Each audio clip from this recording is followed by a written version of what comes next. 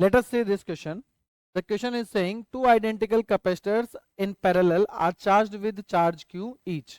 यहाँ पर हमारे पास में जो the initial capacitor in parallel are charged with charge Q. Separation of the plates in each capacitor is d naught. Suddenly the left plate of the first capacitor and the right plate of the second capacitor starts moving to the left. दो identical capacitor है हमारे पास में, इसका capacitance हो गया C और इसका भी कैपेसिटेंस हो जाएगा C. इस ये चार्ज है अप टू क्यू चार्ज तक और ये भी क्यू कूलम तक चार्ज है. तो हमारे पास में टोटल चार्ज कितना हो गया? टोटल चार्ज है हमारे पास में 2q. अब देखते हैं इसने क्या किया है, और इनके बीच का सेपरेशन डिस्टेंस है डी नॉट, तो इसके भी बीच का सेपरेशन डिस्टेंस है डी नॉट. अब हम लोग क्या करें, suddenly the left plate of the first capacitor, मान लेते हैं ये फर्स्ट कैपेसिटर है, इसकी लेफ्ट प्लेट को हम लोग लेफ्ट में मूव करवा रहे हैं, तो सेपरेशन डिस्टेंस बढ़ेगा. यहाँ पर अगर हम लोग राइट प्लेट को मूव करवाएंगे, देखो क्या लिखा हुआ है, left plate of the first capacitor and right plate of the second capacitor starts moving to the left. तो अगर ये लेफ्ट में कराएंगे तो यहाँ पर डी तो बढ़ेगा और यहाँ पर डी कम होता जाएगा.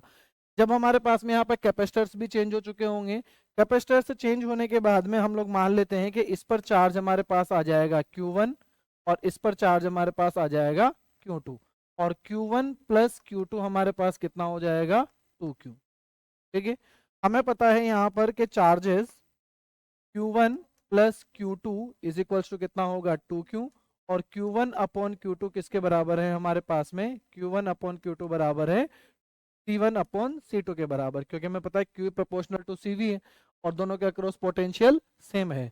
हमें पता है कि C1 इज इक्वल्स टू क्या हो जाएगा हमारे पास में? C1 is equals to epsilon naught A upon D naught plus, देखिए यहाँ पर किस वेलोसिटी के साथ लेके जा रहे हैं हम लोग, स्पीड v से मान लेते हैं t टाइम तक लेके गए, तो डिस्टेंस हमारे पास कितना हो जाएगा?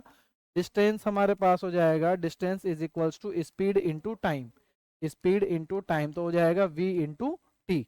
तो पहले सेपरेशन डिस्टेंस बढ़ रहा है तो d not plus we T हो जाएगा, और C2 को हो जाएगा हमारे पास में epsilon naught A upon D not minus we T.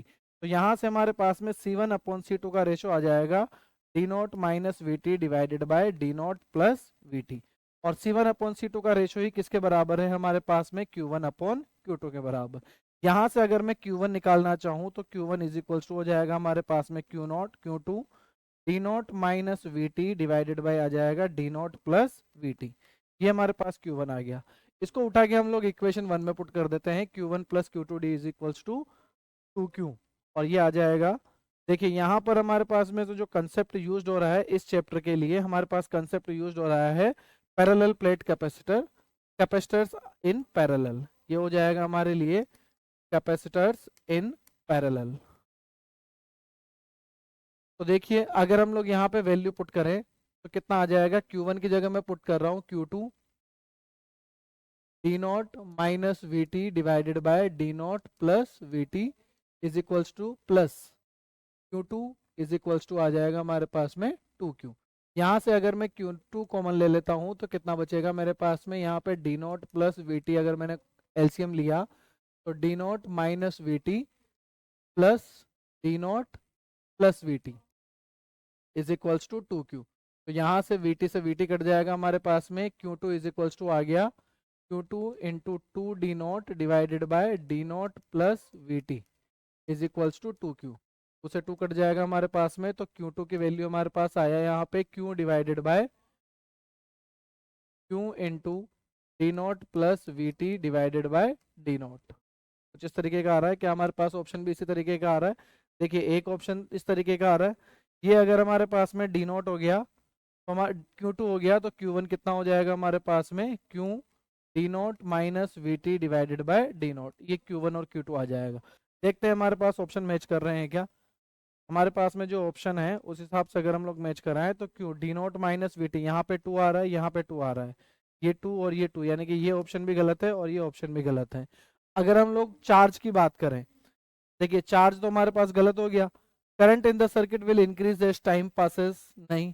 देखते हैं, देखिए करंट इंक्रीज हो रहा है या current in the circuit will be constant. Current निकालते हैं, अगर इंक्रीजिंग आ रहा है तो ऑप्शन सी सही होगा, और अगर कांस्टेंट आ रहा है तो ऑप्शन डी सही होगा.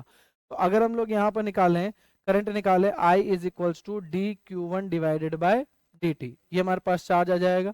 इसका अगर हम लोग टाइम के रेस्पेक्ट में डिफरेंशिएशन करें तो ये हमारे पास आएगा Q V divided by D naught, और ये कैसा है, कांस्टेंट।